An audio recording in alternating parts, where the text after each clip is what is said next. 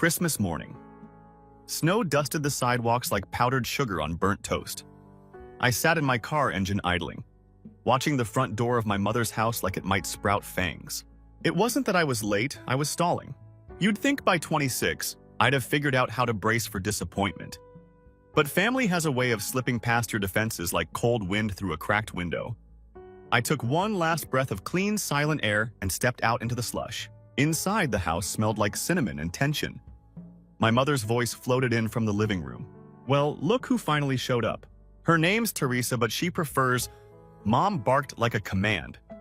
She was perched on the couch next to my sister Clarissa, who was admiring a handbag that could have paid someone's rent. "Isn't it gorgeous?" Clarissa gushed, twirling the bag's gold hardware. She was 24, camera-ready, even in her pajamas. My brother Jake sprawled across the recliner with a gaming controller in hand. Barely glanced up. "Took you long enough." "Danny?" "That's me, Danny, short for Danielle." The family footnote. I hung my coat by the door and forced a smile. The room looked the same fireplace decked in cheap garland stockings with our names stitched in fading thread, but it felt like a stage and I was walking into the final act of someone else's play. "Don't just stand there," Mom called, waving her wine glass. "We saved the best for last." Jake snorted, already smirking. Clarissa pretended to be gracious and set her purse down gently on the couch like it was made of crystal. Mom reached behind a stack of neatly wrapped boxes and pulled out a crushed little bag. She held it out between two fingers like it might stain her. "This one's for you," she said. I took it. No ribbon, no name tag. Just a sad, sagging sack that reeked of whatever lived in the back of the hall closet. Inside was a candle. Used. The wick was burnt down and lopsided. The label had peeled halfway off, but I could still make out the word vanilla. Mom chuckled. "Well, that's about your speed, right? Maybe you can sell it for lunch money." Jake tossed a crumpled napkin at me. "Or light it when you finally move out of that shoebox apartment." Clarissa snorted into her cocoa. I stared at the candle for a second.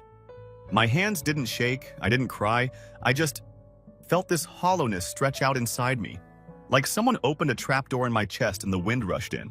Then I stood up, gently set the candle on the table, and walked out. Nobody said a word, not Mom, not Jake, not Clarissa. I stepped into the freezing air, not even bothering to grab my coat. I made it halfway down the street before I heard the familiar squeal of tires and saw a red SUV pull alongside me. Danny. It was Aunt Joy. Late 50s red lipstick. No patience for bullshit. She rolled down the window and peered out. "What happened?" I shook my head. My voice was lodged somewhere behind my ribs. Joy's face darkened. She parked, stepped out, and without hesitation wrapped her coat around my shoulders. "Come on." I didn't argue. Just let her steer me back toward the house like a broken wind-up toy. When we walked in, the front door was still ajar. Freezing gusts whipped through the entryway unnoticed by anyone inside. Clarissa was FaceTiming someone showing off her new bag. Jake had started a new game. Mom was pouring another glass of wine, humming to herself. Joy looked around like she'd walked into a war crime. Someone want to explain why my niece was walking down the street in the snow without a coat? Mom blinked, clearly annoyed. "Oh God, Joy, it was a joke." That Joy pointed at the candle still sitting on the coffee table is not a joke. That is cruelty wrapped in garbage. Clarissa rolled her eyes. She's always so dramatic. Joy's voice dropped to something dangerous. "You think this is funny? You think treating her like garbage is some kind of holiday tradition?" Jake muttered something I didn't catch. Mom stood up, crossing her arms. "This is none of your business, Joy." "Oh, it is now," Joy snapped. "Because I'm the only one in this damn house acting like family." I edged backward toward the door. My heart was beating like a drum in a tight, echoing hallway. I didn't know if I wanted to run or stay. Maybe both. "You've been punishing her for years," Joy said, voice shaking now. "Because she reminds you of him, of the man who left, because she didn't play your golden child game." Mom's face cracked then. Not guilt. No. Teresa was too proud for guilt, but fear. Fear that the script was slipping. Joy turned to me quieter now. "You don't owe them a damn thing." She took my hand and led me out. Again, no one stopped us. We sat in her SUV for a long time, engine running, heat humming. "You don't have to go back," Joy said finally. "I don't know where else to go," I whispered. "You come home with me," she said, "as long as you need." And just like that, the part of me that had held everything in duct-taped hope and all finally unraveled. Tears came fast. hot ugly, but I felt seen. And that was a start. Joy's house was tucked behind a cluster of pines on a quiet street about 20 minutes from the place I had just walked out of. It wasn't fancy, just a modest one-story ranch with chipped paint, an old porch swing, and a welcome-ish sign crooked on the door. But it felt like stepping into another planet. The warmth hit me first. Not just the heat from inside, but the kind that lives in soft lighting and cluttered bookshelves, and the smell of something always baking Joy had decorated with care, not for show. Little things stood out. A worn quilt draped over the back of the couch, pictures of her garden in full bloom taped to the fridge, a snowman mug with my name written in Sharpie on a piece of tape. Her dogs, Max and Dolly, came barreling in like I was long-lost royalty. Max barked once, then flopped at my feet. Dolly leaned her head into my knees like she knew I needed something solid to hold on to. Joy didn't hover. She just pointed down the hallway. Guest room's yours for however long. Clean towels on the bed, and I made vegetable soup earlier if you're up for it. I nodded, too tired to speak. I hadn't even realized how tight my body had been until I sat down. Everything inside me just slumped. The guest room had blue walls and a small window facing the backyard. A simple bed, a reading lamp, a stack of books on the nightstand that looked well-loved. There was no candle on the dresser, but even if there had been, it would have been new. Whole unlit. I changed into the sweats Joy laid out and padded into the kitchen. She didn't ask questions. Just poured soup into 2 bowls, set out crackers, and nudged the salt toward me. For the first time in what felt like forever, I ate without a knot in my stomach. Later, we curled up on the couch under a fleece blanket, mugs of tea in hand. A quiet version of Have Yourself a Merry Little Christmas played on the radio. Joy glanced over. You want to talk about it? I shook my head. Okay. Just that no prying, no guilt. The silence between us was safe. Not the kind of silence you fill with apologies and fake laughs, the kind you can sit in and not drown. After a while, she spoke again, soft this time. Your mom, she used to be softer, you know. Before your dad left, I stared at the steam rising from my mug. She loved hard, but when he walked out, she folded in on herself, and instead of healing, she sharpened on you. It wasn't news. But hearing someone say it out loud made it real in a different way. I didn't respond. Didn't need to. We watched the snow fall through the living room window. Max snored. The heater clicked and hissed. And for the first time that day, I felt warm all the way through. The next morning, sunlight spilled across the floor in lazy gold. I sat at the kitchen table, cradling a second cup of coffee, watching Joy buzz around the kitchen in slippers and a messy bun. I was thinking, she said, sliding a plate of eggs toward me. Maybe we go into town later. Hit that little secondhand bookstore you used to love. My voice was rusty from disuse. I thought it closed. New owner reopened last month. They've got a cat now named Edgar. I couldn't help it. I smiled. She grinned like she'd won something. There she is. We spent the afternoon thumbing through dusty paperbacks while Edgar the bookstore cat tried to climb into my purse. I picked up a collection of essays, half because I remembered liking the author, half because I wanted to feel like myself again. Or at least someone I used to be. Back at Joy's, we made hot cocoa and watched cheesy made-for-TV Christmas movies that felt like parodies of the life I'd always wanted. Joy made sarcastic commentary during the kiss scenes. I laughed more than I had in months. It didn't feel like home yet, but it felt like a place I might one day miss. Later that night, after Joy had gone to bed, I stayed up flipping through the essays I bought. One line stopped me cold. Sometimes the hardest part of healing is giving yourself permission to stop bleeding. I read it again and again. My phone buzzed on the table. Mom, are you done being dramatic? Clarissa, you're seriously blowing this up for no reason. Jake, grow up. It was just a candle. I didn't reply, just turned the phone face down. Not even a sorry. Not a single "are you okay?" I felt something tighten and release in my chest at the same time. A strange combination of grief and relief. The worst part wasn't that they didn't care. It's that I'd spent so long hoping they would. The days blurred together. After that, I helped Joy shovel snow, walked the dogs through the neighborhood, and started a notebook of things I wanted to try again. Nothing dramatic, just little sparks I thought I'd lost, like writing, or painting, or waking up and not dreading the day. Joy never made it weird, never acted like she was saving me. She just kept showing up. Quiet and steady, like the way snow covers a broken sidewalk and makes it look soft again. One night, while we were playing cards at the kitchen table, she looked at me across her hand and said, "You know you don't have to go back, right?" I nodded. "Yeah, I think I'm starting to believe that." And it was true. Because healing. It doesn't always look like breakthroughs and breakdowns. Sometimes it looks like sipping lukewarm tea across from someone who reminds you you're worth more than a burnout candle. It's funny how fast you can settle into quiet. Not silence. There was always some sound in Joy's house, the shuffle of her slippers, Dolly barking at the mailman like it was a personal insult, the kettle squealing like it had something urgent to say. But it was the kind of noise that made you feel less alone. Like the house was breathing with you. By the end of the first week, I wasn't jumping at every notification. I turned my phone to silent and left it in a drawer. My thoughts stopped spinning long enough for me to recognize my own voice when it spoke. It was quiet in there, but it wasn't empty.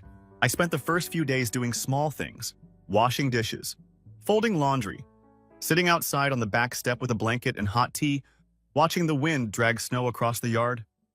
I wasn't trying to prove anything, I just needed to feel useful. Grounded. Joy didn't hover, but she noticed. "You always used to be this way," she said one morning as I set fresh sheets on the guest bed, holding everything together. "And nobody ever asked how much of yourself you were pouring out just to keep them afloat?" I didn't know what to say, so I shrugged. She didn't push. Just handed me a warm cinnamon roll and said, "Here, something for your soul." On the 7th day, I got an email. A newsletter from the local community center of all things. I must have subscribed years ago when I lived nearby, back when I thought joining things would fix how lonely I felt. There was a flyer attached. A writing group, low pressure free, held Thursday nights at the library meeting room. I clicked away from it, then clicked back. Then I stared at the screen for a long time, chewing the corner of my lip. I think I might go. I told Joy that night. To this writing thing. She didn't even blink. Good, I think you should? That was all. No fanfare. No wide-eyed surprise that I might want something again. Just quiet confidence that of course I did. Thursday came. I dressed slowly, second-guessed everything from my sweater to my handwriting. It had been years since I wrote anything that wasn't an apology or an invoice. When I walked into the library meeting room, there were 6 other people. All ages. All a little awkward. The group leader was a woman in her 60s with gray streaks in her braid and paint on her sweatshirt. She introduced herself as Mara and told us to call her that or nothing at all. She didn't care. Rule number 1, she said, setting out a tray of cookies. No judgment. Rule number 2, we write anyway, even if it's garbage, especially if it's garbage. I hadn't realized how badly I needed someone to say that. We did short prompts. Nothing fancy. 5 minutes. Stream of consciousness. No reading aloud. Unless you wanted. I didn't speak much that first night, but I wrote. And when I walked out, I felt cracked open in a good way. Like something dormant had stretched for the first time in a while. The next day, I opened my old notebook. I hadn't touched it in months. Maybe years. The last page had a single sentence. Some stories never get told because the people in them never let you speak. I stared at it for a long time. Then I turned the page and began to write. Not about them. Not yet. Not directly, but about snow. About silence, about what it feels like to want out and not know where the door is. Joy passed by the guest room and paused. "You're writing," she said gently. I nodded, unsure whether it was pride or fear fluttering in my chest. She smiled. Good. Then she disappeared down the hall. A few nights later, we were watching old sitcom reruns, and Joy suddenly said, "You know, I think people forget how hard it is to grow up in a house where love feels like a contest." I blinked. She wasn't looking at me when she said it, just staring at the screen like she was remembering something far away. "I see it," now she added, "how your mom put you all in a cage and made you fight for scraps. And you never even tried to win. You just kept hoping the rules would change." That was the first time I cried in front of her. Not loud sobs. Just the kind of crying that comes without warning. Silent, sudden. Like a glass tipping over after sitting too close to the edge. She didn't try to fix it. She just reached over, squeezed my hand, and let me cry. The texts had stopped by then. Or maybe they hadn't. I wouldn't know. I hadn't checked in days. One night, I picked up the phone just to see 37 unread messages. Mostly from Mom, 3 from Jake, 2 from Clarissa. All different variations of the same tired script. "You're overreacting." We were joking. You never could take a joke. "Why do you always make everything about you?" Not one sorry. Not one acknowledgement. Just guilt dressed up like concern. I locked the screen, set it down, and for the first time I didn't feel obligated to explain myself. The next week, Mara gave us a new writing prompt. Write about a place where you were invisible and what would have changed if someone had looked at you. I stared at the page. Images flickered through my mind like a slideshow. My 13th birthday, where Clarissa got the cake she'd begged for and I got a card with my name spelled wrong. The school play they didn't come to. The time Jake crashed my graduation dinner because he got a promotion at work. I wrote about a house full of voices where mine never echoed back. And I wrote about a woman with quiet hands and warm soup who looked at me and saw someone worth feeding. When we went around the table to read aloud, I hesitated. Then I spoke. My voice shook. But no one laughed. No one interrupted. They just listened. And afterwards, someone said, "I know that house. I think I lived there too." That night, walking out into the crisp air, I felt taller somehow. Not because anything had changed overnight, but because I'd stopped bending. Joy was waiting in the car with the heat running. Dolly's head popped up from the back seat as I opened the door. "You look different," she said as I slid in. "Do I? You're not trying so hard to disappear." I didn't know what to say, so I just smiled. Healing. I'm learning is not a straight line. It's messy. Circular. Some days you feel brand new. Others, the ghosts show up wearing your old clothes, whispering old lies. But you get better at telling them to leave. You learn the difference between being alone and being free. You stop begging people to make space for you and start carving your own.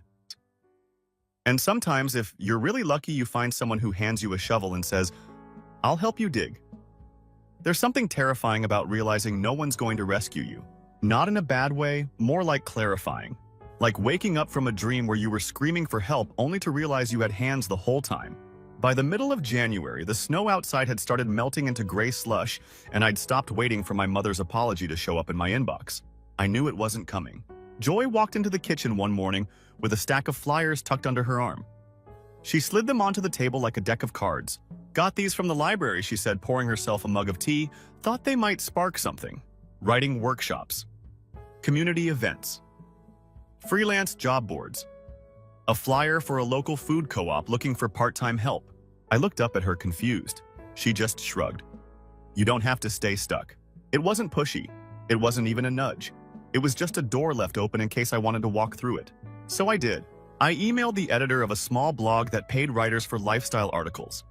Stuff like how to organize a studio apartment or 5 ways to meal prep on a budget.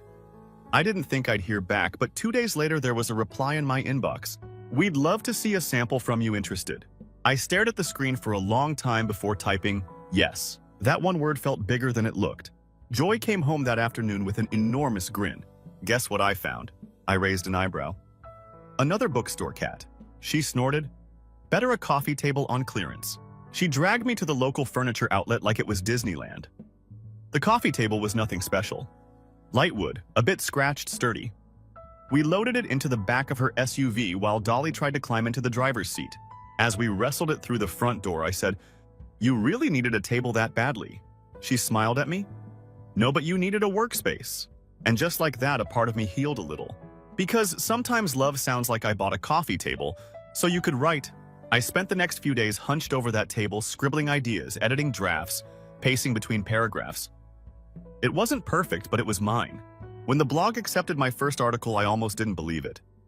$25. It wouldn't pay the bills, but it felt like someone handed me a flag and said, "Here, start planting your own country." I did another, then 2 more. Then I applied for a bigger gig. A local tourism magazine that needed monthly contributors. Joy proofread my application with her glasses halfway down her nose like she'd been preparing for this exact moment for decades. "You sound like you've done this forever," she said. I hadn't, but I was starting to believe I could. Then came the letter. Plain white envelope.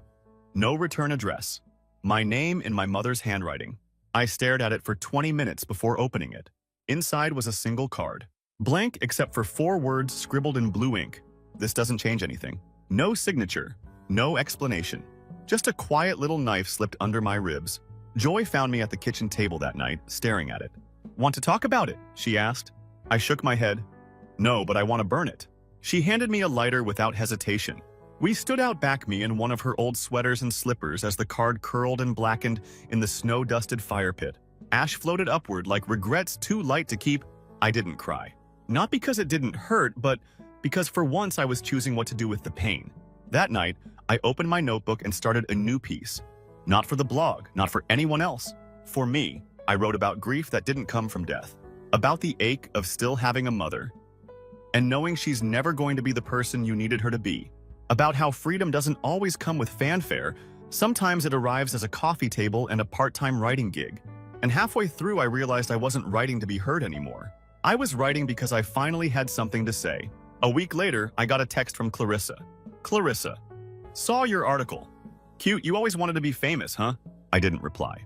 Clarissa, Mom says you're probably just trying to make us look bad. Still nothing. Clarissa, whatever, you've always been selfish. It used to unravel me being called selfish. It was the family's favorite insult. A catch-all for how dare you stop shrinking for us. Now it just made me tired. I blocked her number. Then Jake's. Then finally Mom's. Not out of spite. Out of necessity. There's a difference between cutting people off and protecting your peace. And for the first time in my life, I was choosing the latter. Joy noticed the silence but didn't say anything until I brought it up. I blocked them. I said one night as we folded laundry, I don't want to hear from them anymore. She nodded slowly, folding a towel with quiet precision. You okay? I thought about it. Really thought. Then I nodded. Yeah, I think I am. The freelance work picked up. Nothing glamorous, product descriptions for handmade candles. Go figure, blog posts for a gardening site, editing copy for a dog adoption center. But it was work. My name was on things. My voice was out there. I started waking up before the alarm. Making breakfast, stretching, living. I'd spent so long walking around like a ghost that I'd forgotten what being visible felt like. It was weird, and good, and terrifying, and real. One night, Joy looked up from her crossword puzzle and said, You know, if you ever want to stay for good, I mean. I blinked. She kept her eyes on the paper. It's not charity. You pull your weight. The dogs adore you, and I wouldn't mind a roommate who actually replaces the coffee filters. I laughed, then sat with it. And for the first time, the idea of staying didn't feel like failure. It felt like beginning. By mid-February, the snow started pulling back from the edges of sidewalks like a blanket slipping off a restless sleeper. The air didn't bite as hard, and the sun lingered just a little longer in the sky each day. It felt symbolic, like the world was waking up again. And so was I. I took the food co-op job. 2 mornings a week, helping organize the shelves and write the weekly newsletters. It wasn't glamorous, but it paid. More than that, it grounded me. There was something about stocking crates of fresh apples and typing out blurbs about local honey that made me feel connected. Like I wasn't just surviving anymore. I was part of something. Even if it was small. Especially because it was small. Joy came home one evening with a thrift store frame tucked under her arm. Look what I found, she said, holding it up like a trophy. It was cheap gold plastic, probably once used for a diploma or a dated wedding photo. But inside it now was a printout of my latest article. You're ridiculous, I told her, half laughing. She just grinned. Nope. I'm your biggest fan. It's official now. She hung it on the wall above the coffee table, my writing table. And I'll be honest, I stared at that thing every single morning before opening my laptop. Not out of vanity, out of proof. One Sunday, we hosted a small brunch. Just Joy's friend Gail from the library, an older couple from her garden club, and a woman named Wren. I'd met at writing group. Wren brought scones and a shy smile. We talked about terrible first drafts and our shared hatred of semicolons. It felt easy. Safe. The kind of conversation that doesn't need armor. After everyone left, Joy handed me a dish towel and said, You realize you're starting to build a life, right? I blinked. Not just hide in one, she clarified. You're building? I smiled, because she was right. The next week, I received an email from my old high school. Subject: Alumni Spotlight nomination. Apparently, someone had submitted my name for a Resilience in the Community award they gave out every few years. The committee wanted to highlight people doing meaningful work in town: writers, volunteers, creators. There was no mention of who nominated me, but I didn't have to guess. Joy's poker face was terrible. I almost didn't go to the ceremony. I didn't want the attention or the weird small-town whispers or the possibility of running into people I hadn't seen since I was the weird quiet girl writing poetry in a cafeteria full of Clarissas. But Joy looked at me and said, You earned this, not to spite them, not for validation, for you. So I went, navy dress, low heels, no armor. The auditorium smelled like floor polish and old paper programs. Folding chairs lined up like obedient soldiers. A cluster of teachers near the front nodded politely as people filtered in. I kept my eyes forward until I saw them. My mother, Clarissa, Jake. 2 rows from the stage, dressed like it was Sunday brunch, wearing expressions that said, "We still run the narrative." I felt the old panic flutter in my chest, hot, bitter, familiar. But then Joy squeezed my hand, and I remembered, they don't get to narrate me anymore. When they called my name, I walked up slow, steady. The MC, a kind woman who once taught my 9th grade English class, read my bio like it was poetry. She mentioned my writing, my work with the co-op, the workshops I'd started hosting at the community center. Danny Walker, she finished, is proof that resilience doesn't always look like fireworks. Sometimes it looks like quiet determination, and that's even more powerful. I stood at the podium, took a breath, and spoke. I talked about growth, about second chances, about how some seeds take longer to sprout but they bloom just the same, given warmth, time, and enough space to stretch. I didn't mention names, but I didn't have to. When I looked out at the audience, I saw my mother's jaw tighten, Clarissa shifting uncomfortably, Jake fidgeting like he was back in detention. They heard every word, even the ones I didn't say. Afterward, people came up to shake my hand. Old classmates, former teachers, strangers who recognized my articles from the co-op newsletter. My mom tried to approach, tight smile, eyes sharp. But before she could get within 3 feet, Joy stepped beside me like a well-timed bodyguard. "Come on," she said lightly. "There's cake in the lobby." We walked away. No scene, no drama, just a clean exit. And honestly, that was the revenge. Later that night, curled up on Joy's couch with the dogs at our feet, she handed me a small box. "Early birthday gift," she said. Like it was nothing. Inside was a simple silver necklace, a tiny charm shaped like a typewriter. "Because you finally found your voice," she said, her eyes glassy but proud. "And I want you to remember that it was always yours." I don't remember what I said back. I just remember hugging her and thinking, this is what real family feels like. And then came the email. From Clarissa. "You really made Mom look bad today. Hope you're happy?" I stared at the screen, then deleted it. I didn't respond. Not out of anger, but because I was finally done performing grief for people who refused to see the damage they caused. The next day, I wore the necklace, sat at the coffee table, opened my laptop, and typed. They tried to make me the footnote in my own story, so I turned the page. I didn't stop writing for hours, because I wasn't scared of the blank page anymore. It belonged to me now. Spring came in like a shy apology. It didn't arrive with bright blooms or cinematic sunshine, just softer winds, thinner jackets, and the sound of melting snow trickling through the gutters like nature exhaling. I hadn't planned to stay with Joy this long, but here I was 5 months in, still waking up in the blue guest room with the quilted blanket and bookshelf full of mysteries. And for the first time in my adult life, I didn't feel behind. I felt home. The co-op offered me more hours, a staff writing position plus helping plan their seasonal campaigns.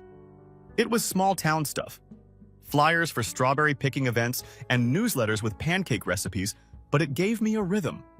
And for someone who spent years bracing for the next insult routine was a kind of healing. Joy framed another article. We laughed about it, but she hung it right under the first one, the wall of winds, she called it. One night, as we folded laundry, she asked, "Have you thought about getting your own place again?" I hesitated. "Not because I want you gone," she added quickly. "Just in case you're thinking about the next chapter." I looked around her cozy kitchen. The dented kettle, the dog toys, the fridge magnets shaped like fruit. And I realized something. "I think I already started the next chapter," I said.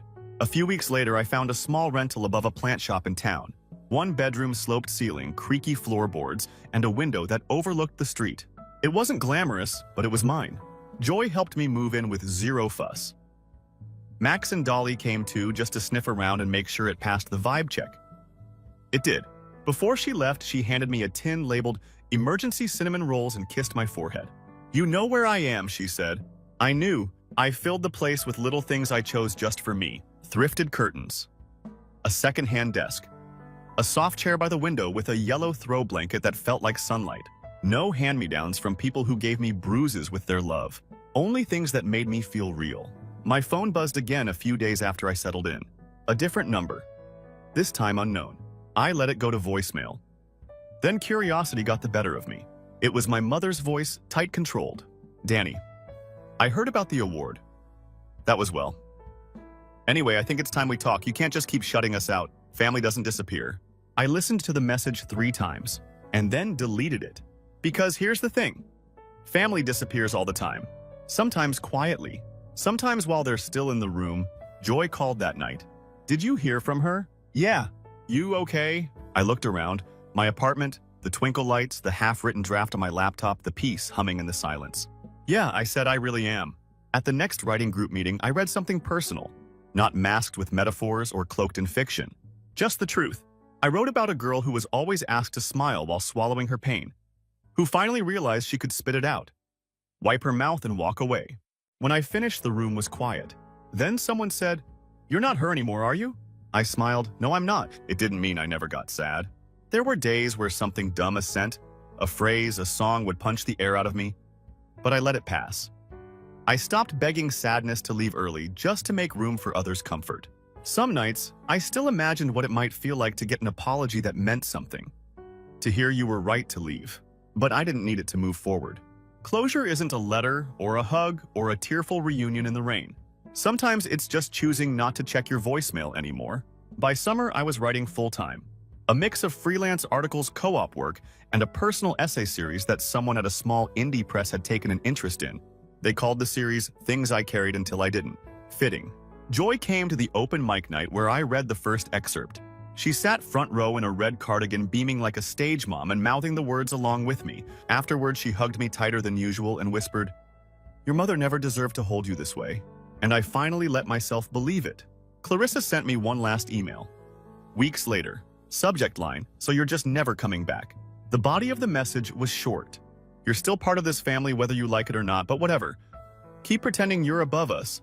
You'll come crawling back eventually." I didn't reply. I didn't cry. I didn't rage or draft a perfect monologue in my head. I just closed my laptop. Because the best revenge isn't ruining their lives.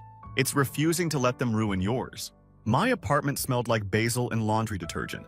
There was a print of sunflowers above my desk. My framed articles lined the shelves. My typewriter charm necklace hung on the wall beside a note Joy had scribbled on a napkin one night.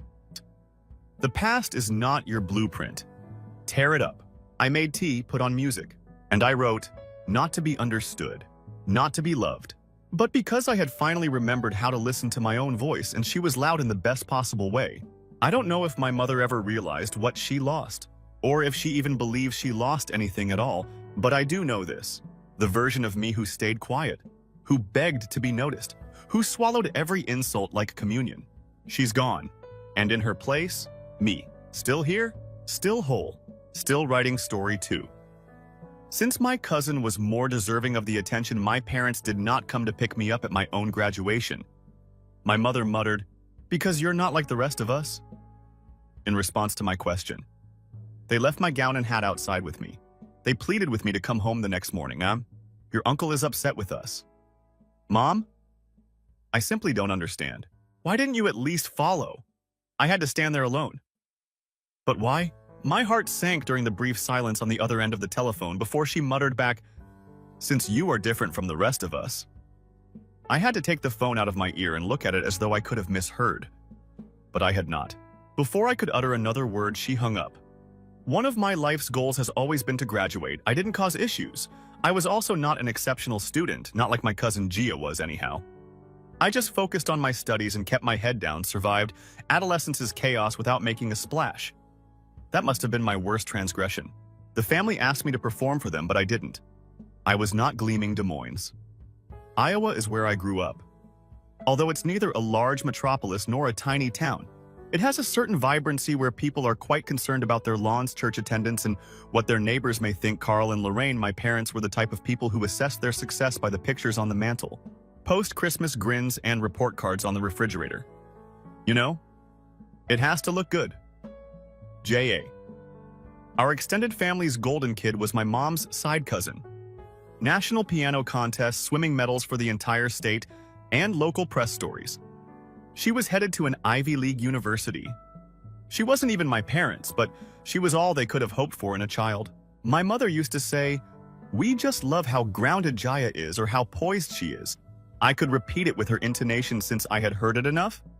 I suppose it didn't matter that I got accepted to the University of Chicago on a full academic scholarship, which wasn't elegant or attractive enough.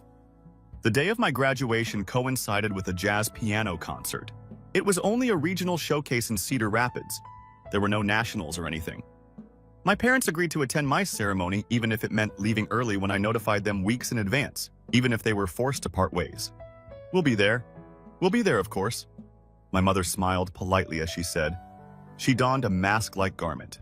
I ought to have been more aware the gym was full. That year, Roosevelt High had more than 300 seniors, and each one had their relatives cheering from the seats, shouting as their names were announced and displaying homemade placards, balloons, flashbulbs, and tears of joy. It was both gorgeous and hectic. Then there was me. I was sitting there with my honor cords and my black gown, holding on to the little plastic diploma holder they give you before the actual one arrives in the mail.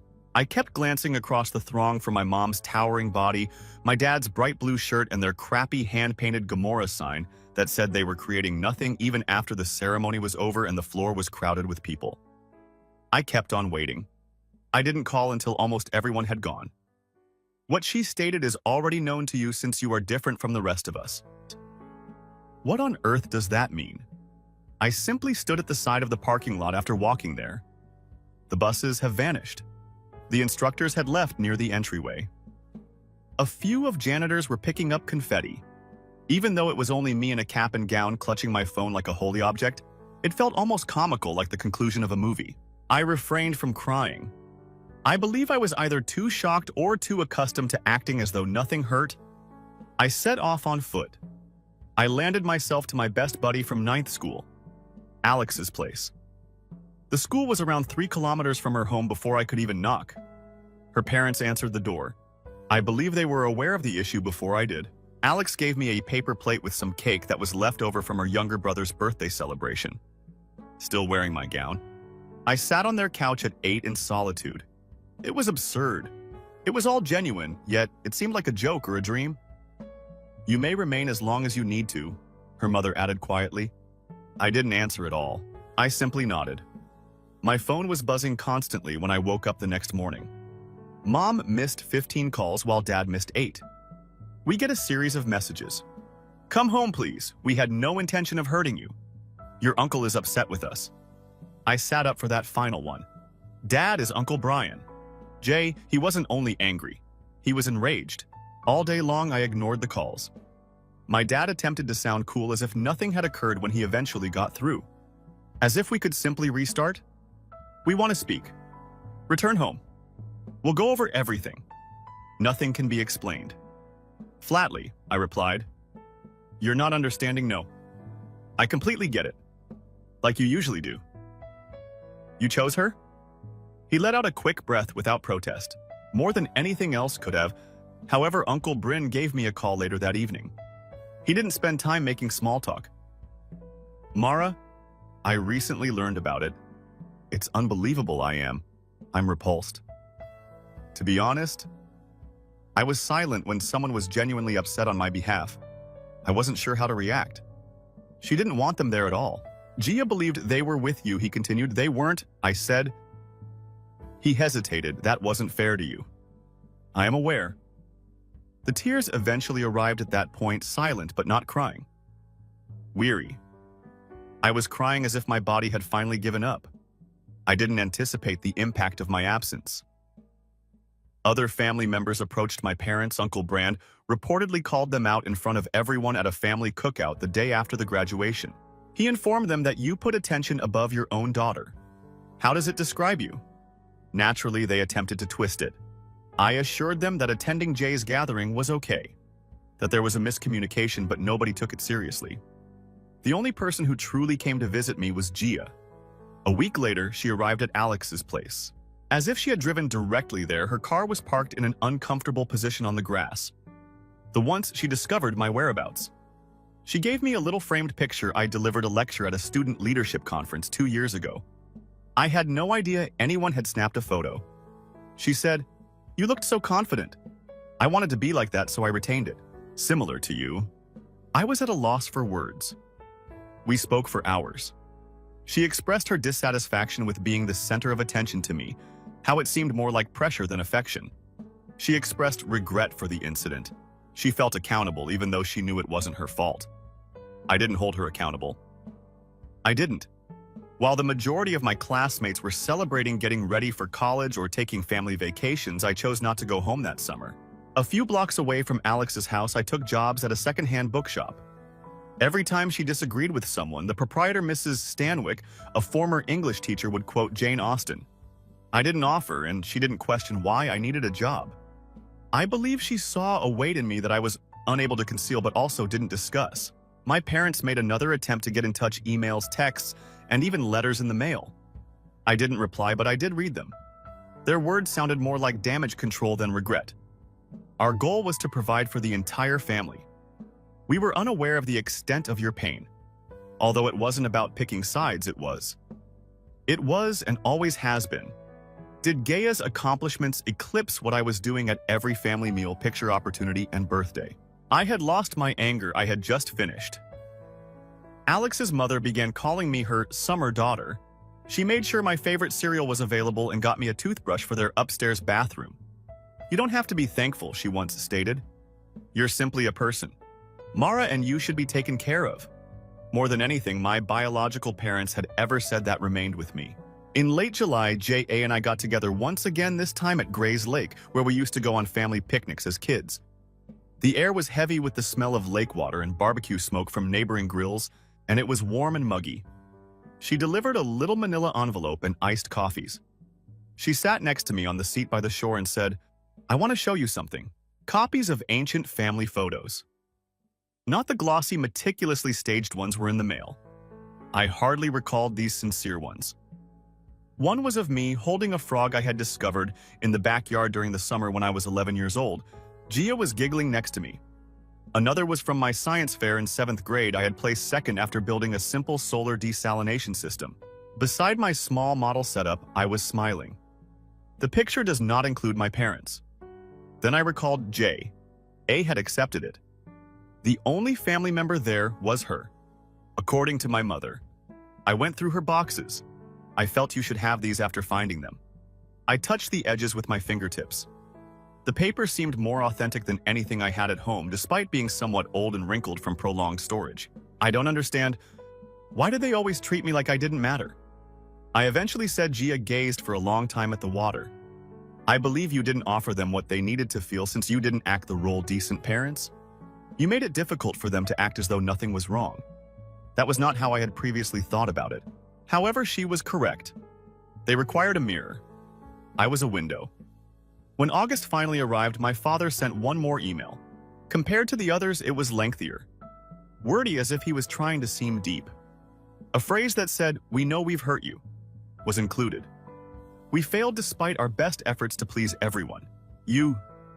It was the closest they had ever come to acknowledging error. But it wasn't truly an apology. I didn't respond, though. 2 weeks before to my departure to Chicago, I packed my belongings. I didn't seek assistance. I didn't invite anybody to say goodbye. I invited Alex to accompany me when I hired a U-Haul. Somewhere on 88, just outside of Iowa City, she played DJ, blaring old high school tunes that we used to sing in her bedroom when we were meant to be studying. "Are you sure you're comfortable doing this alone?" she said. I peered out the window. Unending, familiar, and already vanishing into the past. The fields rolled by. I don't know what I said, but I believe the moment has come. For the first time in years, college seemed like a breath of fresh air. I kept the events of the summer a secret from everyone there. Not immediately, I simply let myself to exist.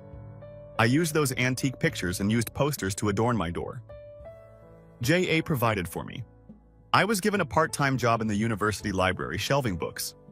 I went everywhere on foot. In that calm, cautious manner, I gradually gained acquaintances. Those who have been burnt often do. I didn't start writing about it until a few months later. As an elective, I participated in a workshop on creative nonfiction. Writing a personal story was our first task. Until 2 in the morning, I sat in the college cafe that evening, erasing and typing. Typing, once again, it lacked polish.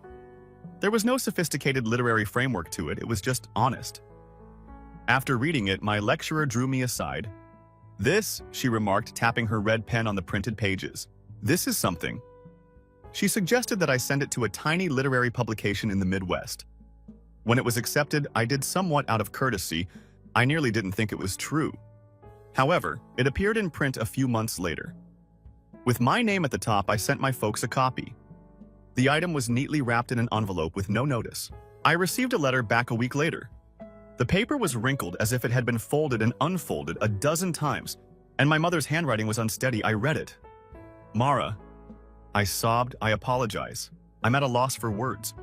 I wish I could have seen you more clearly. I regret that I was oblivious to my own daughter because of our conception of family. I'm available. If you ever want to chat. Mom. Love." After folding the letter, I stored it in a drawer. I didn't feel invisible for the first time in a long time, but I wasn't prepared to answer. I had a genuine sense of documentation, as if they hadn't noticed me. At last the world did. For weeks, I kept the letter hidden from everyone. I didn't know what to do with it. Not because I was trying to hide it. I had discreetly placed it into a box before I left Des Moines, and it seemed like a relic from a different version of my life. I felt sick to my stomach even after reading it again. The remarks were a gentle scratch of remorse from someone who never anticipated being held responsible. They were neither theatrical nor nasty. That October, Alex came to see me in Chicago. She was visiting schools, but her main goal was to find out where I had ended up. I eventually told her about the letter while we sat by the lake close to college and watched the wind pull leaves from trees. No one asked her to read it. "Are you going to write back?" she said with a simple nod. "I'm not sure. Would you like to?" I stopped, I'm afraid. But I do it in part. She simply feels bad about it. Furthermore, love is not the same as guilt. Alex was silent for a while. It isn't, but often the only thing that will ever help them grasp what they've done is guilt. I wasn't prepared for how hard that hit. I had no duty to return home for the first time in my life. As Thanksgiving drew near, there were no goals or ingrained customs that I had to act as though I liked. Some of the residents of my dorm left early. Others hosted potlucks for Friendsgiving. I decided to remain behind and watch old movies by myself while ordering takeout. However, J.A. called Dad and I are traveling to Evanston to visit some relatives. Perhaps we might stop by, I thought. "Only us, there is no pressure." I paused. She waited. "Yes, finally," I said. "All right." The following day they arrived. J.A. with a pie that was baked from scratch. She was adamant. She held a bag of goods while baking herself and Uncle Bren. As he entered, he stated, "You need real food. College students thrive on caffeine and fumes." For the first time in weeks, I grinned. In the little dorm kitchen, we prepared meals together. Everything was in disarray. The hallway alarm was triggered by the lack of counter space, borrowed pans, and oven smoke. Yet it seemed cozy and natural, simply said. Easy. In my dorm room, we ate on the floor. In my beanbag chair, curled up. Uncle Brant was sitting cross-legged, and every time he moved, his knees cracked loudly. After a time, he said, "Your piece was amazing," referring to the essay. It had to hurt them, even though I knew it would. I responded that I had no intention of hurting anyone. That's why it landed. "I know." A pause occurred. He said softly, "She's really trying. I mean, your mother. She has become more reserved lately. Contemplative. I believe she's coming to terms with the price of all the minor things she didn't consider important." I remained silent for a while. I believed the price was not insignificant. Chicago winters were harsh. Winds off the lake. Our sharp early night. The walkways were covered in layers of frosted snow. However, I was driving strangely. I felt alive in the cold, as if I were losing the last vestige of my former self. I threw myself into my studies, enrolled in another writing course, and sent more of my work to little magazines. Some dealt with maturing. Others were works of fiction that were somewhat inspired by reality. Moments, conversations, and shards of recollection that refused to go away. Online, a tale about a girl standing by herself outside her graduation got rather viral. Although it wasn't named after me, people assumed that I received messages from random individuals. Some of them were nice, while others were nasty, but the nice ones stayed with me. Numerous individuals said that they could relate to the narrative. One message was particularly clear. My parents also failed to appear. I believed that I was alone. Being able to empathize with another person's suffering is incredibly human. As soon as you give it a name, a portion of its strength is lost. It was several months before I heard from my folks again. Then in February, I received an email from my father. Only one phrase. "Our treatment has begun." I looked at it for a while. It was unexpected. Not because I was overburdened. I didn't anticipate any movement. Slowly, spring came to the city. Through the slush, grass was visible. The wind ceased to sting. Rather of hurrying from lesson to class, students loitered outside buildings engaging in conversation. My phone buzzed as I was making my way back after a late presentation. My mother left a voicemail. I had never heard her voice before. It was raw and gentle. "Hello, sweetheart. I don't anticipate a call from you again. I wanted to let you know that I have been reading your published works. Everyone, I apologize as well. Not in the manner I used to say it, casually and flippantly but I apologize for not seeing you sooner. I apologize for not shielding you from the way we continued to ignore you. I apologize as well. It wasn't until everyone else began telling me that I had let you down that I recognized it. Feeling ignored was not what you deserved. Even if you don't talk to us again, I'll continue to strive for improvement." I kept the voicemail. I didn't respond. I listened to it more than once, but not yet. J. A was there in early May once more. She asked me to join her for supper when she was in town for a music workshop. We took a seat on a rooftop patio with a view of the cityscape. Everything was glowing a gentle gold as the sun began to set. "Are you okay?" she inquired, taking a sip of her drink. I took a moment to respond. "Then really, I believe I'm beginning to be." She grinned. "You've changed from the previous year, lighter. I still get irritated sometimes. I acknowledge you can. What they did and continued to accomplish was not insignificant. That evening, we spent hours discussing old family tales and what it meant to be healed when the individuals who had harmed you were still alive, present, and able to do it again. She informed me that she had changed to that as a result of therapy. She had begun to refuse requests, stopped focusing on what would make her the easiest person to love, and instead asked herself what she wanted. I gave a nod. Isn't that strange? How despite our differences, we were both making a great effort to live in the same house, to stay alive. Gia lifted her glass to outgrow. I clinked mine against hers. I returned to Des Moines for the first time in over a year that summer. There was no plan. I didn't notify my parents I was coming or even make a big show out of it. I was traveling to Kansas City for a writers' conference, and the bus route went directly past my hometown. I made the rash decision to disembark and stay a few nights there to experience it for myself. When I texted Alex's mother to ask whether I could crash, she responded pretty immediately because her family was still living in the same place. "Of course, my dear, you can always count on your bed." As always, the scent of cut grass and pollution filled the air when I stepped off the bus. Nothing had changed in my old neighborhood. The same homes with well-kept lawns, the same broken sidewalks. However, it no longer felt like mine. It reminded me of a location I had lived in a past life. It was only her parents and me because Alex was now away at college. That first night, her dad inquired about Chicago as her mother prepared chicken casserole, as if I were a tourist coming home from a battle. They didn't ask questions, just allowed me room to breathe and exist. I passed the house where I grew up on the second day. I'm not sure what I was anticipating, perhaps a rush of anger or resentment, but for the most part, I felt nothing. The hue of the shutters had changed. I had forgotten how clean the lawn had been. It no longer felt like a place that was mine, only a home. The front door then opened. My mom was the one. When she spotted me, she froze. She had a paper bag and several car keys in her hands, as if she were going to the shop. For a minute, we gazed at one another from a distance. My name wasn't called out by her. She took her time going down the stairs. She simply gave me a look that said she wasn't convinced I was real. Just enough to acknowledge her. I nodded slightly. She didn't say anything, although it seemed like she wanted to. Rather, she sat down, opened the car door, and drove off. I refrained from crying. Nor did I feel victorious.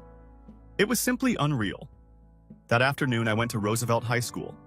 It seemed strange and reassuring at the same time that the school secretary still remembered me. If I wanted to, she continued, I could stroll the hallways.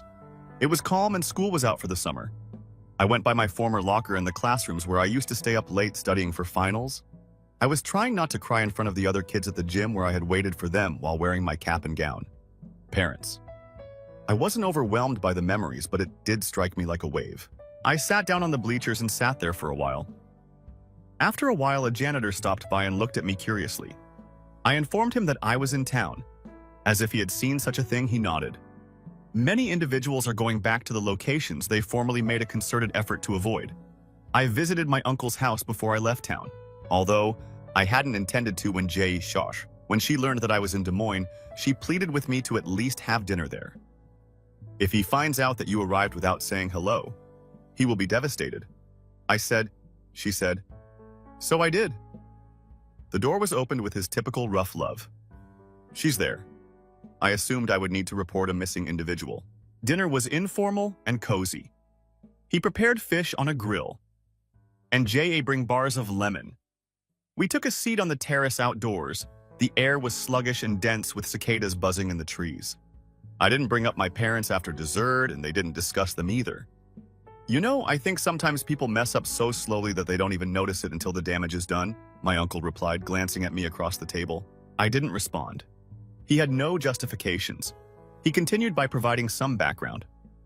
However, that does not negate the significance of the injury. Yes, it does. You are quite entitled to bear that burden however you see fit. J.A. Beside him, he nodded. We have also been learning that on the bus route to Kansas City, it was the first time I had the impression that someone was prepared to meet me where I was rather than asking me to return to their location. I couldn't stop thinking about that chat on the terrace and how odd and depressing it is that mending frequently starts in locations that aren't even the ones that caused you pain. Sometimes the folks who live on the outskirts are the ones who show you what love could have been. That evening, I resumed writing in the notepad I always had in my luggage. Just recollections, nothing organized. Moments that had been buried beneath my flesh for too long were impressions I wrote about Alex's mom, doing my laundry without saying a word about the quiet that followed my mom's voicemail, and about the tenderness in his voice when she expressed her pride in me. Forgiveness was not the subject of my writing. Not quite yet. I wrote about the gap between suffering and tranquility, but I wasn't convinced I was there, even if the wound is still hurting. This is the gradual, uncomfortable point at which the bleeding stops.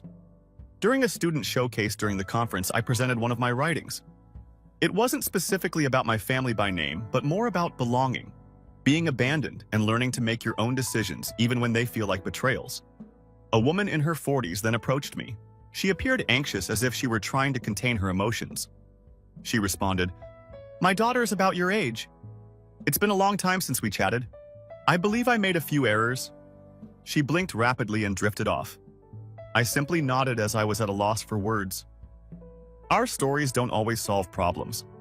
They sit with someone long enough to change their viewpoint, but they don't patch up shattered families or persuade obstinate minds. And sometimes that's all you need to get started. Something had changed in me by the conclusion of that summer. Not in the way of a dramatic film, no abrupt calm, no montage of self-discovery. However, I felt more rooted and confident in my identity without need, the approval of those who had continuously failed to provide it. I stopped forwarding my parents' emails to a different folder once I moved back to Chicago. I haven't blocked them yet, but I haven't replied either. That was a statement unto itself. It is your right to talk.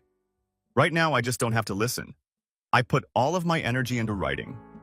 I turned my article into a novel, a compilation of first-person accounts of emotional neglect, family identity, and the odd liberation that comes with letting go.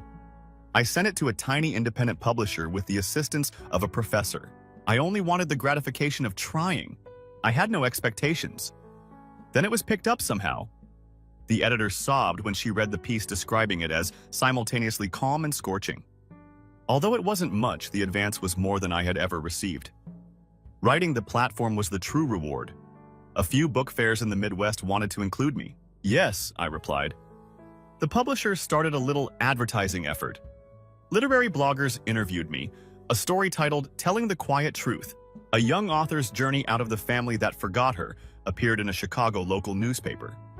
That one went around, and as I discovered later, returned to Des Moines. My mother contacted once more about a month before.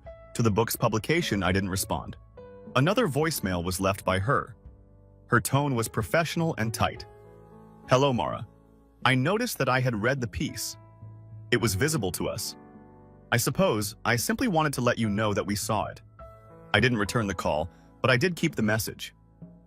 Rather, I shared on Instagram a little excerpt from a reading I performed at the Hyde Park Lit Fest. I mentioned sitting outside the gym wearing my cap and gown and constantly checking my phone as if it might summon people in a passage from the text. Sometimes the most significant event in your life is the one they didn't attend. The caption simply stated, "It exploded." It was shared remark associated. At that point, the actual retaliation started. Not the sort that involves altercations or screaming matches, the superior variety. The sort when you get up so softly and fully that those who attempted to shrink. You must accept the truth that they were mistaken. So terribly incorrect.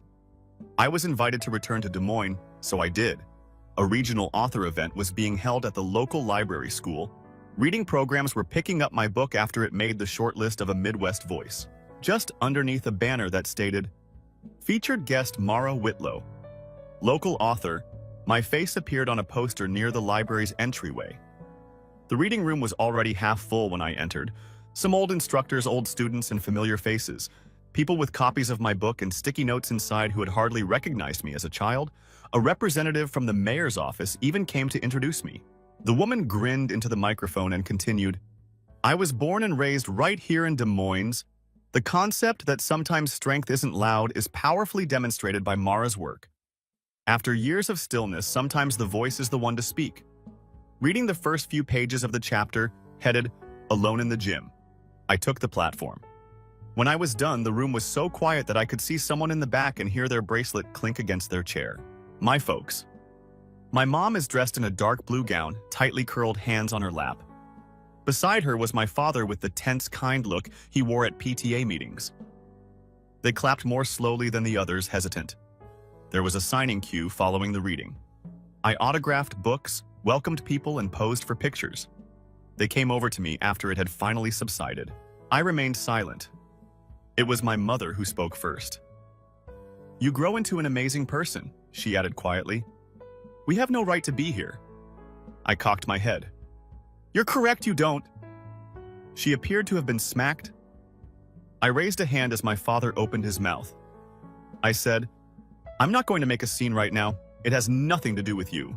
You had your opportunities." My mother gave a slow nod. "I get it. Excellent. Because I wrote that story without your permission," I said. "I'm living it without your presence too?" Before they could answer, I turned and left. Not out of malice, but because vengeance wasn't the most fulfilling kind of retaliation. It was liberty. Living a good life and being seen by those that cared.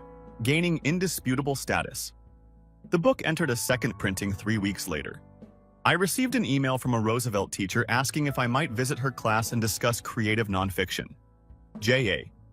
When she noticed my book on a staff selection shelf at an indie bookstore, she contacted me simply to yell, I continued writing about the strength of walking away and how some houses are constructed of walls and bricks, but others are made of people who show up when it matters. They had to see me become everything they never thought I could be, even if my family may never be what I wanted them to be. That was sufficient. That was more than sufficient.